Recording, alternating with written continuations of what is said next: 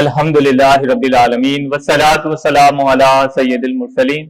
آج ہماری خوش نصیبی ہے کہ ہمارے درمیان ملک پاکستان کے معروف ڈاکٹر اشرف صاحب جو ہے موجود ہیں۔ آپ اپنی خدمات مختلف جو ہے ہاسپٹلس میں دے رہے ہیں۔ آپ کا تعلق جو ہے سندھ گورنمنٹ سے بھی ہے، اور آپ بچوں کے لیے ایک جو ہے اس طریقے کا یعنی کہ آپ ٹریٹمنٹ کرتے ہیں کہ ان کے ساتھ دوستانہ ماحول قائم کرتے ہیں، بڑی شفقت کرتے ہیں، اور بڑی ہی درد شناس آپ کی شخصیت ہے۔ یعنی آپ اپنے پیشنٹ کا جو ہے باقاعدہ ٹریٹمنٹ بڑی شفقت کے ساتھ اور محبت کے ساتھ اور انسانی دوستی کو پیش نظر رکھ کے کرتے ہیں۔ یعنی یہ احساس بہت کم ڈاکٹروں میں پایا جاتا ہے۔ دیکھیں، علم دین جو ہمیں انسان کے جو ہے ایمان کی حفاظت کا بھی حکم دیتا ہے، تو انسانی جان کی حفاظت کا بھی دین ہمیں حکم دیتا ہے۔ قرآن پاک کے اندر ارشاد باری تعالی جس نے ایک انسان کی جان بچائی، گویا کہ اس نے پوری انسانیت کی جان کو بچایا۔ آج اسی لیے ہم نے ہمارے جو ہے عزیز شفیق ڈاکٹر اشرف صاحب کو اسی لیے ہم نے جو ہے مدعو کیا ہے، تاکہ وہ ہماری عوام، ہمارے سامعین اور ہمارے ناظرین کی رہنمائی کر سکیں۔ تو ہم خوش آمدید کہتے ہیں کہ آج کے ہمارے پوڈ کاسٹ میں آپ تشریف لے کر آئے۔ السلام علیکم۔ وعلیکم السلام ورحمۃ اللہ وبرکاتہ۔ اگر سب سے پہلے تو بہت بہت شکریہ، آپ نے جو ہے موقع دیا کہ میں آپ کی آڈینس سے گفتگو کر سکوں، اور جتنے بھی اہم موضوعات ہیں جس کی آپ نے جو ہے وہ سلیکشن کی ہے، اس پر جو مختصر اور اختصار کے ساتھ جو جامع گفتگو ہم کر سکیں۔ ڈاکٹر صاحب، جیسے ابھی موسمی تبدیلی جو ہے ہمیں نظر آ رہی ہے، اب ہوتا یہ ہے کہ جیسے ہی موسم تبدیل ہوتا ہے تو بچوں کے اندر جو ہے بیماری کی جو ہے پیداوار یہ بڑھ جاتی ہے، یعنی ہاسپٹل میں رش لگ جاتا ہے۔ تو یہ موسمی تبدیلی یہ بچوں کی طبیعت پر کیوں اثر انداز ہوتی ہے، اس کا بچاؤ کس طرح کیا جا سکتا ہے، اور اس کے حوالے سے والدین کو کس جانب توجہ کرنی چاہیے؟ جی، بڑا امپورٹنٹ کویسچن ہے۔ دیکھیے، آپ نے خود بھی آبزرو کیا ہوگا اپنے روٹین لائف کے اندر کہ جب بھی موسم میں تبدیلی آتی ہے کچھ بیماریاں بڑھ جاتی ہیں۔ جیسے جب بھی سردی کا موسم آتا ہے آپ کو لگتا ہے نزلہ زکام بڑھ گیا، گرمی کا موسم آتا ہے الٹی موشن شروع ہو جاتے ہیں، تھوڑی سی ذرا سردی شروع ہوئی ملیریا ڈینگی کا موسم آ جاتا ہے۔ تو جس طرح موسم بدلتے ہیں ویسے بیماریوں کے بھی موسم ہوتے ہیں نا، ہمارے یہاں ہسپتالوں کے اندر نا، ہمارے یہاں بھی بیماریوں کے بھی موسم شروع ہو جاتے ہیں کہ جیسے آج الٹی موشن کا موسم ہے، پھر ملیریا کا موسم ہے، پھر ڈینگی کا موسم ہے، پھر نزلہ کھانسی کا موسم ہے۔ تو ہسپتالوں کے اندر بھی اس طرح موسم چل رہے ہیں۔ اب اس کی بنیادی وجہ کیا ہوتی ہے؟ دیکھیں، اللہ تعالیٰ نے جس طرح انسانوں کے اندر بھی اس طرح تغیر اور تبدلات رکھے ہیں نا ان کی گروتھ کے حوالے سے، اسی طرح سے جو دیگر جو جراثیم ہے نا ان کے لیے بھی فیوریبل انوائرمنٹ ہوتے ہیں، ماحول ہوتے ہیں۔ جیسے کچھ جراثیم جو ہیں وہ گرمیوں کے اندر زیادہ تیزی سے پھولتے پھلتے ہیں، ٹھیک ہے، کچھ جراثیم جو ہے وہ سردیوں کے اندر۔ تو عموماً جو وائرسز ہوتے ہیں نا ان کے لیے آئیڈیل موسم ونٹر کا ہوتا ہے کہ سردیوں کے اندر ان کی گروتھ بہت تیزی سے ہوتی ہے۔ ایک تو وجہ یہ ہوتی ہے کہ وائرس کی پروڈکشن بہت زیادہ تیزی سے سردیوں کے موسم کے اندر ہوتی ہے۔ دوسرا، سردیوں کے اندر عموماً لوگ قریب رہتے ہیں، گھروں کے اندر رہتے ہیں، تو ان کے جو انفیکشن ہے نا اس کے پھیلنے کے چانسز بڑھ جاتے ہیں کہ مطلب گھر میں ایک بندے کو نزلہ زکام ہوا، وہ دوسرے کے ساتھ انٹریکٹ ہوتا ہے تو اس کو بھی نزلہ زکام شروع ہو جاتا ہے، اس طرح سے ایک پورا سائیکل شروع ہو جاتا ہے۔ تو ایک تو وجہ یہ ہوتی ہے۔ پھر تیسرے یہ ہوتا ہے کہ سردیوں کے اندر عموماً جو نیزل میوکوزا ہوتا ہے، جو ناک ہوتی ہے، عموماً ڈرائی ہو جاتی ہے ٹھنڈ کی وجہ سے، تو یہاں پہ بھی جو وائرس کی گروتھ ہے یہ بھی بہت زیادہ بڑھ جاتی ہے۔ اچھا، گرمیوں کا آپ نے تو گرمیوں میں کچھ بیکٹیریا ہوتے ہیں جن کی وجہ سے جو ہے نا وہ ان کی گروتھ بہت زیادہ تیزی سے بڑھنی شروع ہو جاتی ہے۔ بارشوں کا موسم ہوتا ہے تو بارشوں کے اندر جو ہے نا جو ویٹ سرفیس ہوتی ہیں، گیلی سرفیس، اس میں بھی کچھ بیکٹیریا کے بڑھنے کے چانسز بڑھ جاتے ہیں۔ تو یہ وہ وجوہات ہوتی ہیں جس کے اندر موسم کی تبدیلی کے ساتھ جو ہے نا جراثیم اپنی افزائش جو ہے وہ بہت تیزی سے شروع کر دیتے ہیں، ٹھیک ہے۔ جراثیم جیسے بڑھ رہے ہیں، جیسے آپ نے بتایا کہ سردی کا ونٹر کا موسم آیا تو لازمی سی بات ہے کہ بچوں کی جو قوت مدافعت اگر یہ یعنی امیونٹی سسٹم جو ہے مضبوط ہوگا، پاورفل ہوگا، تو ان پر جو ہے بیماریاں اثر انداز نہیں ہو سکے گی آسانی کے ساتھ۔ تو یہ جو قوت مدافعت ہے اس کو کس طریقے سے بڑھایا جا سکتا ہے، اس کے لیے کون سی غذا ہے، اس کے بارے میں، تاکہ ہماری عوام جو ہے، ہماری عوام الناس اپنے بچوں کو ان غذاؤں کا استعمال کرائیں۔ یہ بھی بڑا امپورٹنٹ ایک ہمارے یہاں فیکٹر ہے۔ دیکھیں، اصل میں جب تک آپ ایشوز کے اوپر گفتگو نہیں کریں گے نا، جو روٹ کاز ہے، جو وجہ ہے ان چیزوں کی، جب تک آپ اس پر گفتگو نہیں کریں گے تو یہ مسائل حل نہیں ہوں گے۔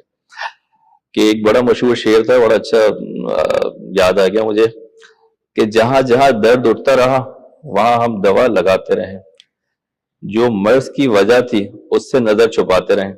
تو جو مرض کی جو وجہ ہے نا اس پہ ہم اس روٹ کاز کو ڈھونڈنے کی کوشش نہیں کرتے. ٹھیک ہے, اگر آپ بالکل اسٹارٹ سے بات کریں, گفتگو تھوڑی طویل ہو جائے گی, معذرت چاہتا ہوں میں اس کے لیے. جب آپ روٹ کاز پہ بات کریں تو امپورٹنٹ کیا ہوتا ہے, برتھ سے نا, پیدائش سے شروع ہوتی ہیں ساری چیزیں. ہمارے یہاں مسئلہ یہ ہوتا ہے کہ ہماری جو اکثر خواتین ہیں جو زچگی کے دوران سے گزرتی ہیں, ان کے اپنے اندر ہی اتنی نیوٹریشن کی کمی ہوتی ہے کہ وہ آگے بیبیز کو کیا دیں گے. تو اکثر جو ہمارے یہاں جو بچے پیدا ہوتے ہیں بعض دفعہ وہ خود ہی اتنے کمزور پیدا ہوتے ہیں, وقت سے پہلے پیدا ہو جاتے ہیں. تو ظاہر ہے جب ایک بچہ خود پیدائشی طور پہ ہی کمزور پیدا ہوا تو اس کی امیونٹی بھی ویک ہوتی ہے, بار بار وہ بیمار ہوتا رہتا ہے, تو اس کی امیونٹی فردر ویک ہو جاتی ہے. تو وہیں سے اصل پرابلم تو وہیں سے شروع ہو جاتی ہے. دوسری امپورٹنٹ چیز ہوتی ہے, ہمارے یہاں ایک فیشن سے بن گیا کہ ہماری جو دیگر جو نیو جنریشن کی مائیں ہیں نا وہ مدر فیڈ نہیں کراتی. اب ماں کا دودھ جو ہے نا, اللہ تعالیٰ نے اتنا زبردست ایک سسٹم رکھا ہوا ہے. ماں کا دودھ ایک تو پریپیئرڈ ہے, بالکل تازہ آپ کو ملتا ہے ہر وقت, کوئی کاسٹلی نہیں ہے, فری آف کاسٹ ہے, اور اس میں اتنی زیادہ اللہ تعالیٰ نے غذائیت رکھی ہوئی ہے کہ اس کا آپ تصور نہیں کر سکتے. تو ہمارے یہاں اگر آپ ایک سروے دیکھیں نا, یونیسیف کی رپورٹ کے مطابق صرف 48% ایسی خواتین ہیں جو اپنے بچوں کو ماں کا دودھ پلاتی ہیں. اچھا, صرف 48%. باقی جو ہمارے جو ریمیننگ جو پرسنٹیج ہے اس کی خواتین جو ہے نا ماں کا دودھ پلاتی نہیں, یا تو بکری کا پلاتی ہیں, یا گائے کا پلاتی ہیں, یا بھینس کا, یا ڈبے کا دودھ پلاتی ہیں. اور ڈبے کا دودھ بھی پلاتی ہیں تو اس کو اتنا زیادہ وہ پانی ملا کے دیتی ہیں کہ وہ بچے کی صحت پہ بہت برا اثر ڈالتے ہیں.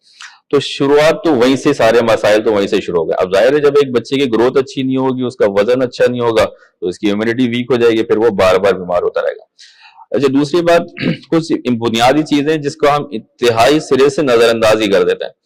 جیسے اگر آپ کنسیڈر کریں نا, جتنی بھی ٹوٹل بیماریاں ہمارے معاشرے میں پائی جاتی ہیں اس کے اندر آپ الٹی موشن لیں, ٹائیفائڈ لیں, ملیریا لیں, کوئی سی بھی لیں, اس میں سے 40 سے 50% بیماریاں جو ہیں وہ پانی کی وجہ سے ہوتی ہیں. اب ہمارے یہاں پانی صاف نہیں آتا. اب آپ کراچی شہر کی اگر آپ بات کر لیں تو کراچی شہر کے بیشتر علاقوں کے اندر تو پانی سرے سے آتا ہی نہیں, وہ ٹینکر کے ذریعے پانی لیتے ہیں. اب جب پانی 40 سے 50% بیماریاں ہوئی جس وجہ سے رہی ہیں وہی آپ کے گھر میں صحیح دستیاب نہیں, تو آف کورس پھر بیماریاں پھر بڑھتی چلی جاتی ہیں. تو ایک تو یہ وجہ ہوگی.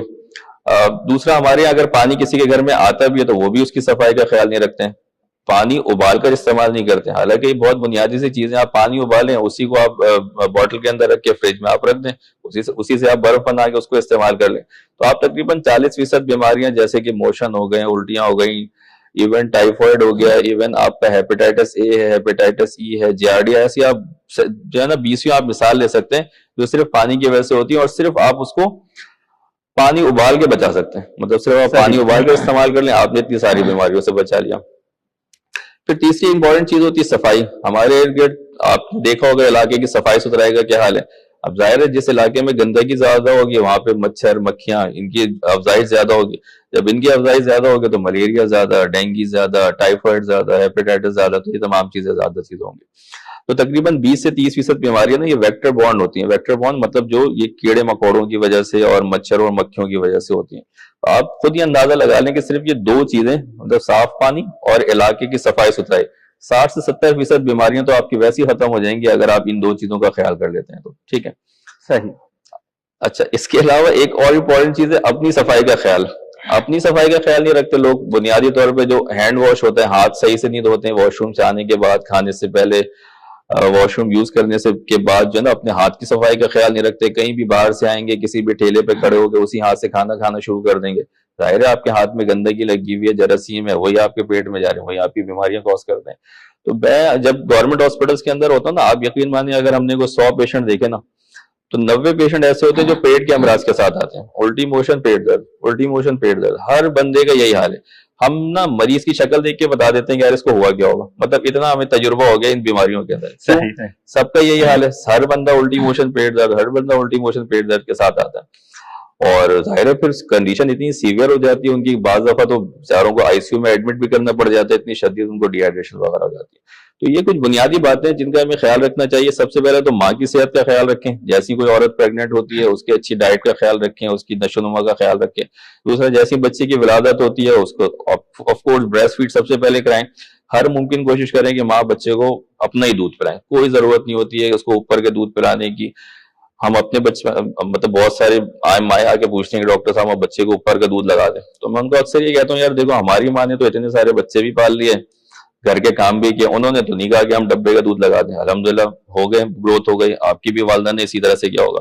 تو یہ جو فیشن بنتا جا رہا ہے نا دن بہ دن, یہ اوپر کا دودھ اور ڈبے کا دودھ پلانے کا, اس کو جتنا زیادہ ڈسکریج کرے اتنا اچھا ہے. فائنینشلی بھی بہت پرابلمٹک ہے, کیونکہ جو بچہ اوپر کا دودھ پیتا ہے نا وہ مہینے کے 25 سے 30 ہزار روپے کا دودھ پیتا ہے. صحیح. تو یہ ظاہر ہے اس کے فادر کے اوپر بھی اتنا فائنینشیل برڈن آتا ہے, پھر اس کی صحت بھی کمپرومائز ہوتی ہے. تو ان چیزوں کا خیال رکھنا چاہیے.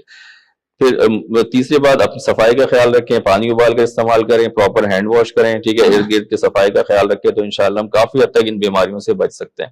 ایک بات ہمیشہ یاد رکھیں اپنی آڈینس کے لیے بھی, کہ اگر آپ پرائمری ہیلتھ پر 1 روپے لگاتے ہیں, پرائمری ہیلتھ مطلب یہی صفائی ستھرائی وغیرہ پہ, تو آپ ہسپتال کے جو ہے نا تقریباً 50 سے 60 روپے بچاتے ہیں.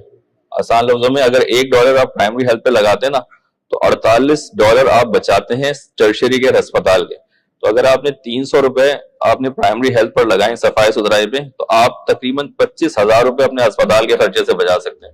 ڈاکٹر کی فیس بچ جائے گی, جو مہنگی دوائیاں وہ بچ جائیں گی, آپ کی ڈرپ کی جو چارجز ہے وہ بچ جائیں گے. تو یہ تمام چیزیں آپ اس کے اندر بچا سکتے ہیں. ٹھیک ہے. اچھا ڈاکٹر صاحب, ہم یہ دیکھ رہے ہیں کہ آج کل کیونکہ جدید دور آ گیا ہے, ہر ایک انسان سوشل میڈیا یوز کر رہا ہے, تو اکثر خواتین جو ہے ان کے بچے بیمار ہوتے ہیں تو سوشل میڈیا پہ جاتے ہیں, یوٹیوب کھولتے ہیں اور وہاں سے وہ علاج دیکھتے ہیں. پھر وہ علاج کا سمجھو کہ ایکسپیریمنٹ بچے پہ کرنا شروع کر دیتے ہیں. پھر اس کے کیا نتائج آتے ہیں, یہ طریقہ کیسا ہے, فائدے مند ہے کیا نقصان دہ, اس حوالے سے ہمارے جو ہے ناظرین کو آپ سمجھائیں. آپ کے ناظرین کو بس اتنا سا کہیں گے, نیم حکیم خطرے جان. تو اسی طرح سے جب کسی بھی چیز کی جو جزوی علم ہوتا ہے نا وہ بڑا خطرناک ہوتا ہے, آپ کو اس کا کلی علم ضروری ہوتا ہے. اب کوئی بھی آپ نے پوڈ کاسٹ دیکھا, اس میں جو بھی اینکر ہیں, جو بھی ڈاکٹر ہیں جو گفتگو کر رہے ہیں, وہ در حقیقت اسی سینیریو کے بنیاد پہ گفتگو کر رہے ہوتے ہیں, کہ جو بھی ان کے پاس سینیریو آیا ہے, جو بھی کیس آیا ہے. اب آپ کے بچے کا وہ کیا کیس ہے ضروری نہیں ہوتا کہ وہ اس میں فٹ ہو. صحیح, ٹھیک ہے. تو اس طرح کی بہت ساری مثالیں دی جا سکتی ہیں کہ جس کے اندر جو ہے نا بہت دفعہ مس ڈائگنوسس ہو جاتی ہیں. آپ کے بچے کا مسئلہ کچھ اور ہے, وہ جو ڈاکٹر صاحب نے انٹرویو دیا انہوں نے کسی اور بچے کے حوالے سے گفتگو کی تھی, آپ اسی بچے کا علاج اپنے اوپر تھوپ دیتے ہیں. تو یہ بہت رسکی کام ہے. تو دوائیوں کے حوالے سے تو بالکل بھی رسک نہیں لینا چاہیے. ٹھیک ہے. اگر آپ کو ذرا سا بھی ڈاؤٹ ہو رہا ہے میرے بچے کی کنڈیشن خراب ہے, اچھی نہیں ہے, اس کو کوئی میڈیکل ٹریٹمنٹ کی ضرورت ہے, تو آپ بہتر ہے یوٹیوب سے یا گوگل انسائکلوپیڈیا سے آپ رجوع نہ کریں, جو آپ کے نیئر بائی ڈاکٹر آپ ان کو وزٹ کریں. ٹھیک ہے. ٹھیک.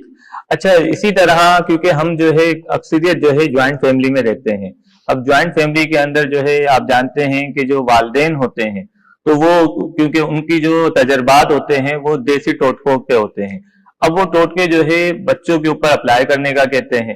اچھا, بسا اوقات اس کے اندر کھانا جنگی ہو جاتی ہے کہ ماں کہتی ہے میں اپنے بچوں کو کیوں استعمال کرواؤں, جبکہ ساس کہتی ہے بھائی اسی سے ہمارے بچے بھی جو ہے پروان چڑھے ہیں. تو یہ ٹوٹکے آیا کب مفید ہیں, اس کا استعمال کرنا چاہیے نہیں کرنا چاہیے, اس حوالے سے جدید طب کیا کہتی ہے؟ دیکھیں کچھ ٹوٹکے تو ایسے ہوتے ہیں کہ جو ٹھیک ہے, جس کا میڈیکل کے ساتھ کوئی کانفلکٹ نہیں ہوتا. اب جیسے مثال کے طور پہ کوئی ٹکراؤ نہیں ہوتا, تو اس میں ہم یہ کہتے ہیں کہ آپ گھر کے ماحول کو خراب نہ کریں. اگر آپ کی جو مدر ان لا ساس اگر کہہ رہی ہیں تو چونکہ میڈیکل میں اس کا کوئی نقصان نہیں ہے تو آپ اس کو کر لیں. اب مثال کے طور پہ دادی کہہ رہی ہیں بچے کی کہ بھائی بچے کو مالش کریں, بھائی ٹھیک ہے کریں, اس کا میڈیکل سے کوئی بہت تعلق نہیں ہے کہ بچہ جو ہے وہ بڑا کوئی باڈی بلڈر بن جائے گا, یہ والی بات نہیں ہے. لیکن چونکہ اس کا میڈیکل سے کوئی کانفلکٹ نہیں ہے, ٹھیک ہے, بچے کی ایکسرسائز ہو رہی ہے, اچھی بات ہے, تو آپ بالکل کریں. اگر ماں کہہ رہی جی بچے کو دھوپ میں لے کے بیٹھے, تو ٹھیک ہے, اچھی بات ہے, آپ اس کو دھوپ میں لے کے بیٹھیں, وائٹامن ڈی ملے گا, کوئی بھی ایسی چیز ہے. لیکن کچھ ایسی چیزیں ہوتی ہیں میڈیکل بھی تائید کر رہی ہے. ٹھیک ہے. تو اب لیکن کچھ ایسی چیزیں ہوتی ہیں جو کانٹرڈکٹ کرتی ہیں. جیسے آپ نے بچے کو شہد پلا دیا, اب شہد جو ہے نا 1 سال سے چھوٹے بچوں کو نہیں پلانا چاہیے. ٹھیک ہے.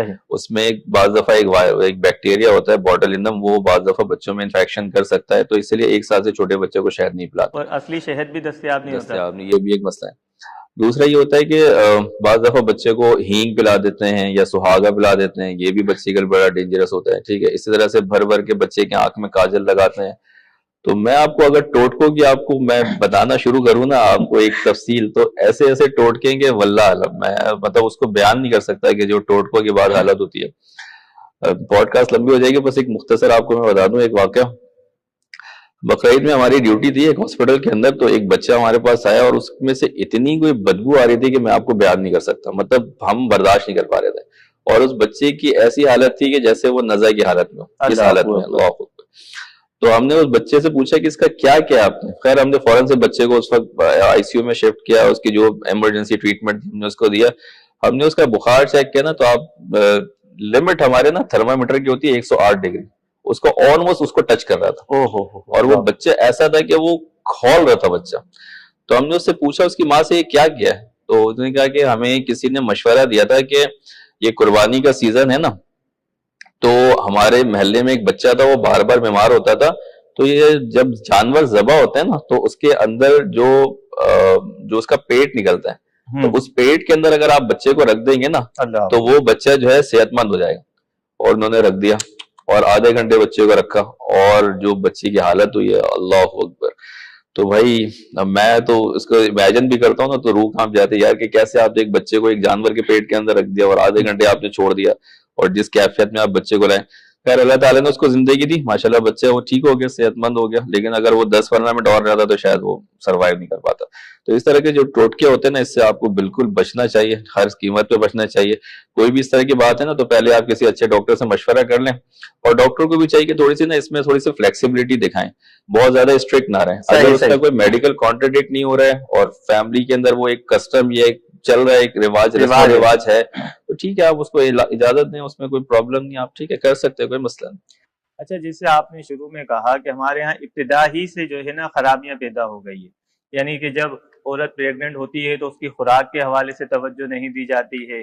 پھر جب بچہ آتا ہے تو ماں کی فیڈنگ نہیں ہوتی ہے, تو بچے کے اندر امیون سسٹم جو ہے مضبوط نہیں ہوتا ہے.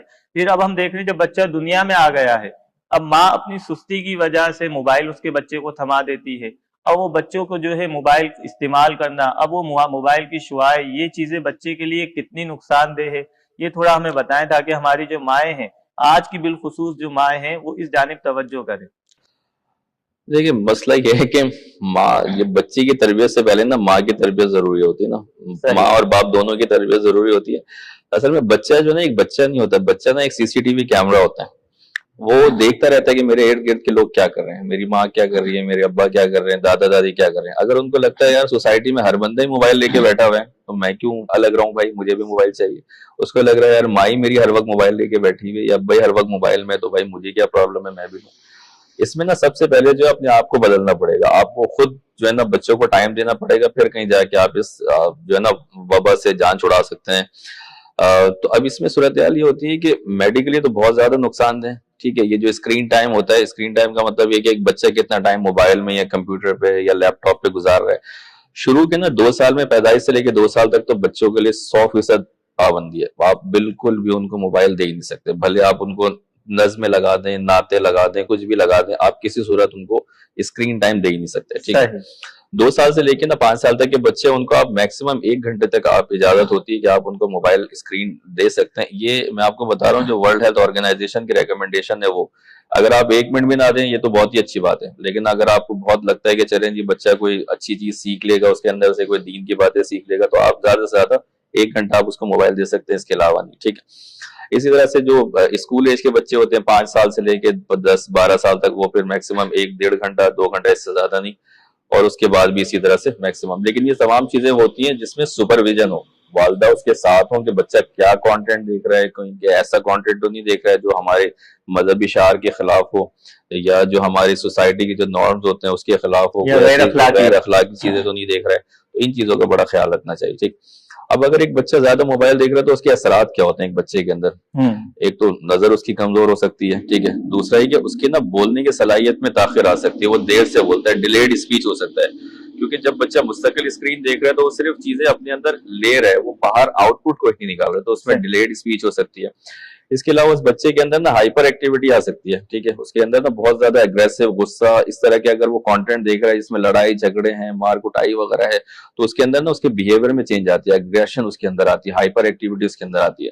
اس طرح سے ایسے بچوں میں اکثر سلیپ ڈسٹربنس ہو جاتی ہے. اچھا, ایک واقعہ بھی ہوا تھا کہ ایک بچے سے اس کی ماں نے جب موبائل لے لیا تھا تو بچے نے بیٹ جو ہے ماں کو ہی مار دیا تھا.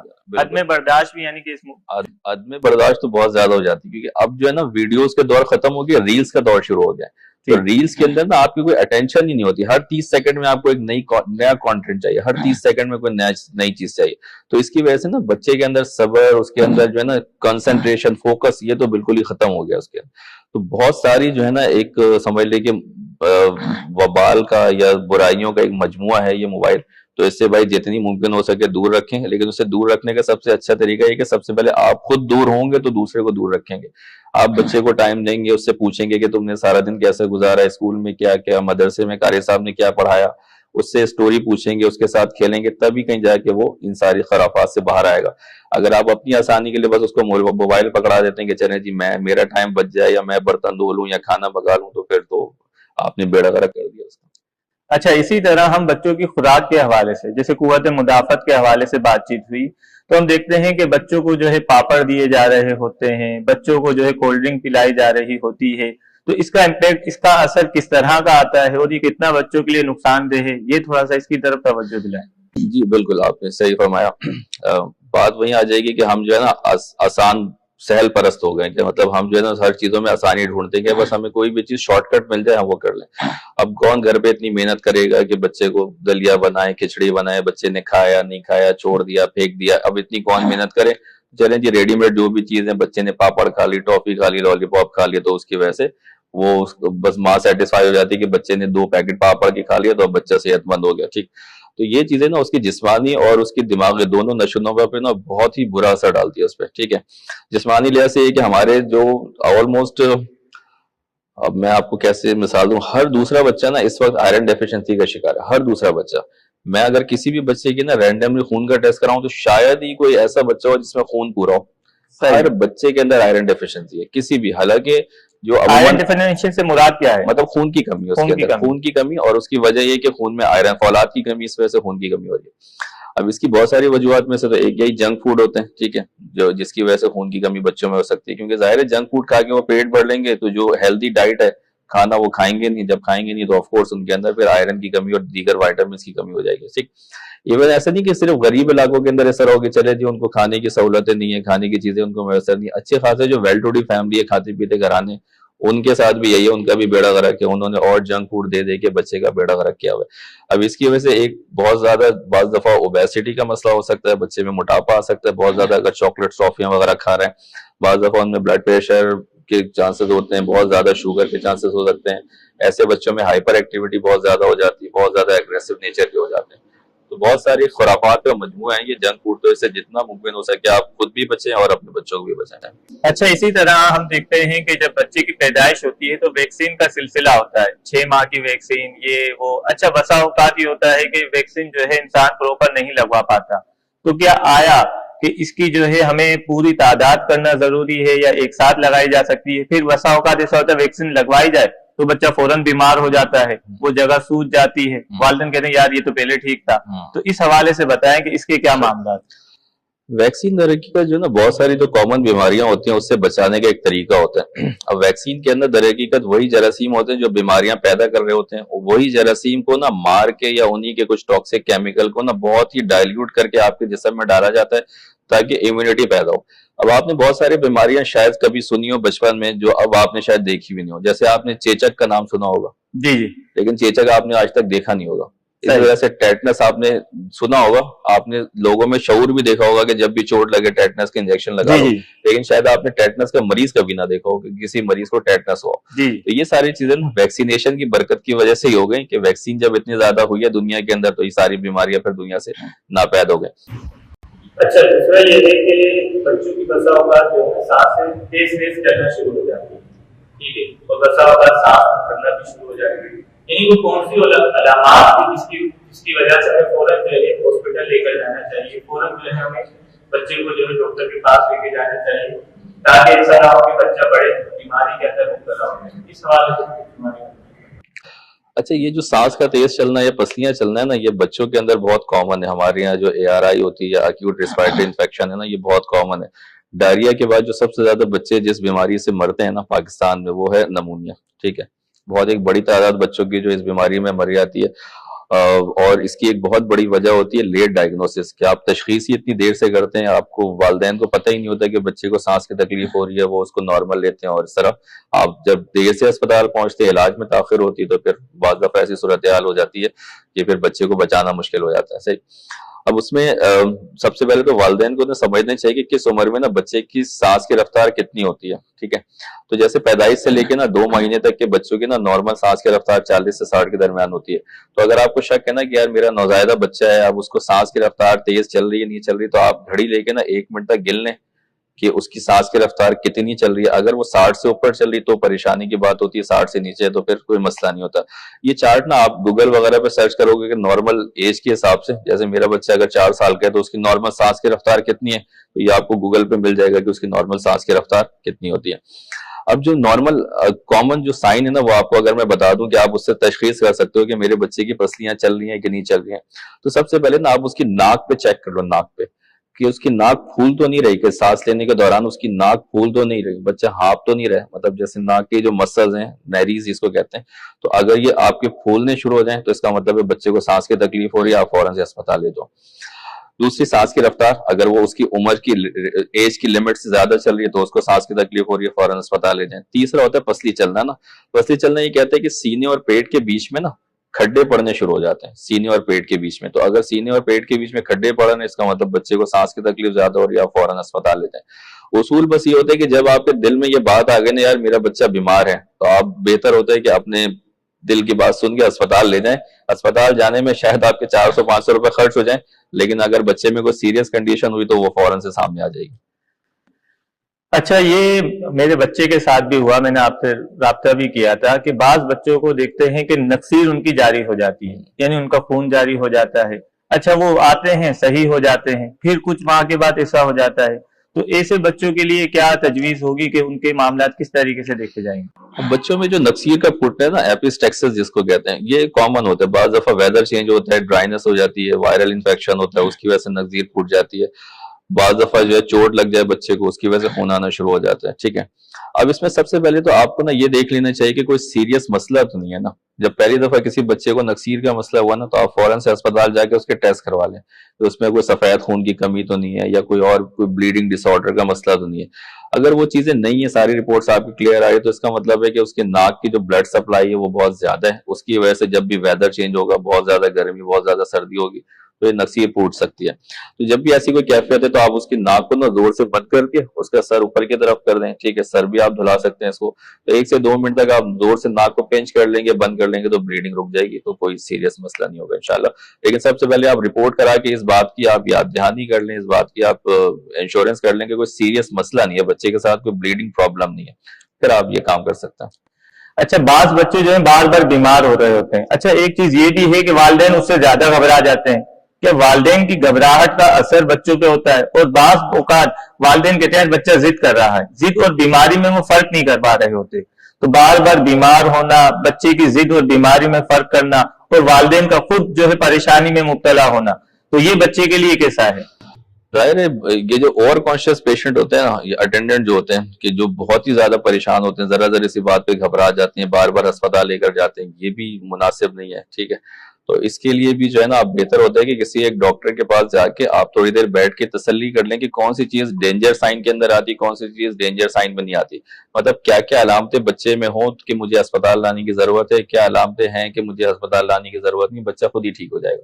تو یہ ڈینجر سائن کہلاتے ہیں نا. تو یہ ڈینجر سائن اگر آپ گوگل پہ لکھیں گے نا تو وہ آپ کو مل جائیں گے کہ کیا کیا ڈینجر سائن ہوتے ہیں، کہ جو علامتیں مجھے اگر بچے میں نظر آئیں تو مجھے فوری طور پہ اسپتال جانا چاہیے. بہت زیادہ اگر آپ بچے کے لیے فکر مند ہوتے ہیں تو یہ بھی بعض دفعہ نقصان دہ ہو جاتا ہے کہ آپ بار بار اسپتال کے چکر لگا رہے ہیں، پھر ڈاکٹر آپ کے تسلی کے لیے دوائیں بھی لکھنا شروع کر دیتا ہے، پھر سارے معاملات خراب ہو جاتے ہیں. یعنی آپ یہ کہہ رہے ہیں کہ بچے کے جو ڈینجر سائن ہے وہ آپ بتائیں نا، ہماری تو عوام ایسی گوگل پہ بھی جا کے کہاں دیکھے گی، اتنا آپ کو پتا ہے. ڈینجر سائن یہی ہوتا ہے کہ اس کی سانس کی رفتار تیز چل رہی ہو، بچے کو بہت زیادہ تیز بخار ہو، یا بچے کو جھٹکے پڑنا شروع ہو جائیں، بچہ دودھ پینا چھوڑ دے، یا مستقل بچہ الٹیاں کرنا شروع کرے، یا بچہ بہت زیادہ سوسی یا نڈال ہو جائے. تو یہ 4-5 ڈینجر سائن ہوتے ہیں کہ بچہ بہت زیادہ نڈال ہو گیا ہے، جو آپ کچھ پلا رہے ہیں، دودھ دے رہے ہیں، وہ سب الٹی کر رہا ہے. ٹھیک ہے. یا دودھ لے ہی نہیں رہا ہے، یا بچے کو بہت تیز بخار ہو رہا ہے، یا بچے کو جھٹکے پڑنا شروع ہو گئے. تو یہ وہ ڈینجر سائن ہوتے ہیں. ٹھیک ہے.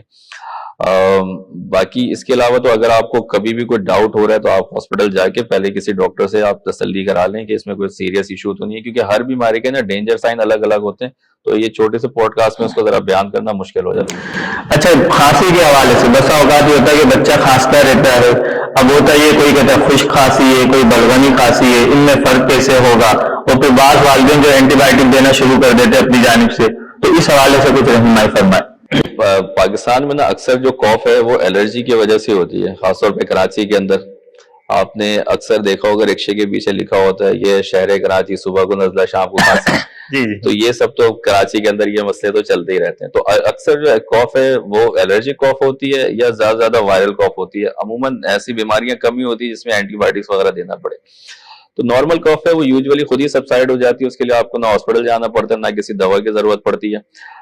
جو سیریس کاف ہوتی ہے اس میں اتنی کاف ہو رہی ہے کہ بچی کی روٹین ڈسٹرب ہو رہی ہے، وہ بیچارہ نہ پڑھ پا رہا ہے نہ سو پا رہا ہے، ٹھیک ہے، نہ اس کی نیند پوری ہو رہی ہے، رات کے ٹائم پہ بہت شدید کھانسی ہو رہی ہے، یا اس کھانسی کے ساتھ اس کو بخار ہے، یا اس کے ساتھ اس کا وزن گر رہا ہے، مطلب مستقل کھانسی کی اس کی روٹین ڈسٹرب ہو رہی ہے، یا اتنی کھانسی کی اس کی نیند ڈسٹرب ہو رہی ہے، یا اس کا وزن گر رہا ہے، یا اس کے ساتھ بخار ہے، تو ایسی کھانسی کے لیے پھر آپ کو فوراً ہاسپٹل جانا چاہیے۔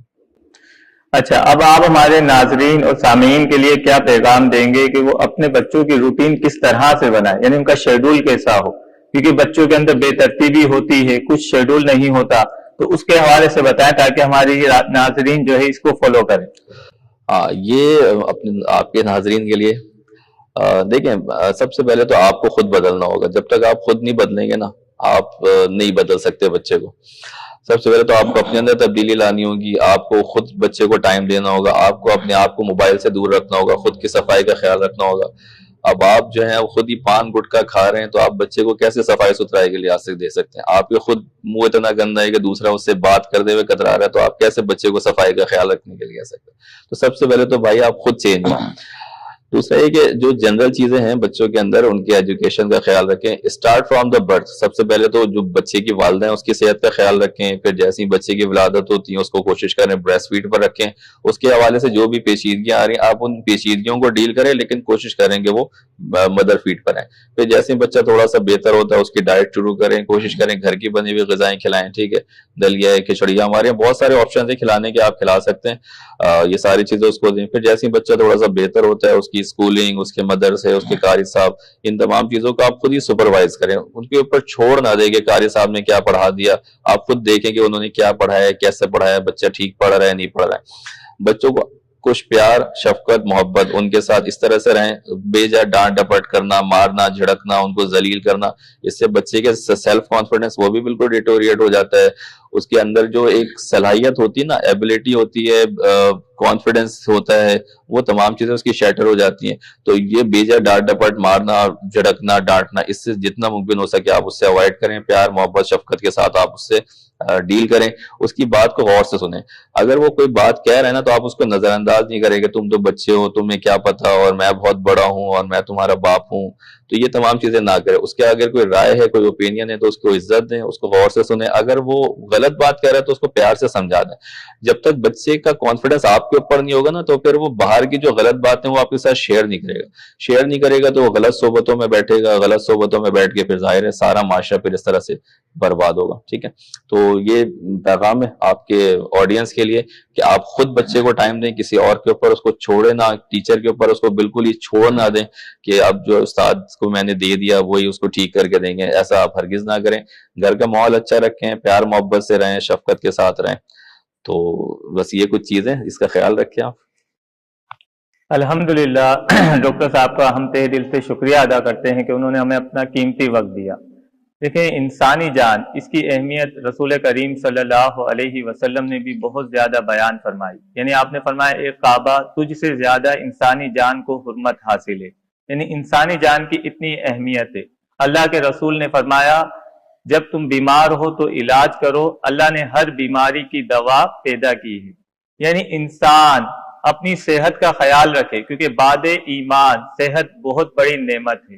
اور خدا ترس ڈاکٹر آج بھی ہمارے یہاں موجود ہیں جو مریضوں کو اس طرح سے ٹریٹ کرتے ہیں کہ وہ سمجھتے ہیں کہ یہ ہمارے لیے ایک صدقہ ہے، کیونکہ جب ڈاکٹر اس کا علاج کرے گا تو وہ شفا یاب ہوگا اور وہ اس کے لیے دعا گو ہوگا۔ تو ایسے ڈاکٹر بھی آج ہمارے معاشرے میں موجود ہیں. ہاں کچھ ڈاکٹر ایسے بھی ہیں جنہوں نے اپنے پیشے کو جو ہے پروفیشنل ہی بنایا ہوا ہے، یعنی جن کا مقصد صرف کمانا اور کمانا ہے. یعنی ان کی سوچ یہ ہوتی ہے کہ ہم نے جتنا پیسہ خرچ کیا ہے اس پہ اب ہمیں اتنے پیسے وصول کرنے ہیں. لیکن آج بھی معاشرے میں ایسے ڈاکٹر موجود ہیں جیسے کہ ہمارے ڈاکٹر اشرف صاحب ہیں، یہ نارتھ کراچی کے مختلف ہاسپٹلس میں جو ہے اپنی خدمات انجام دیتے ہیں. بالخصوص شیلڈ فاؤنڈیشن میں یہ ہوتے ہیں رات کے اوقات میں. ناظرین آپ ان سے مل سکتے ہیں، ان کا اپنا بھی چینل ہے جو ڈاکٹر اشرف کے نام سے آئی تھنک موجود ہے، وہاں پر یہ جواب بھی دیتے ہیں. تو انشاءاللہ ان سے سلسلہ ہمارا اسی طرح کنٹینیو رہے گا. اللہ سے دعا ہے کہ اللہ اس سلسلے کو اپنی پاک بارگاہ میں قبول فرمائے. آمین.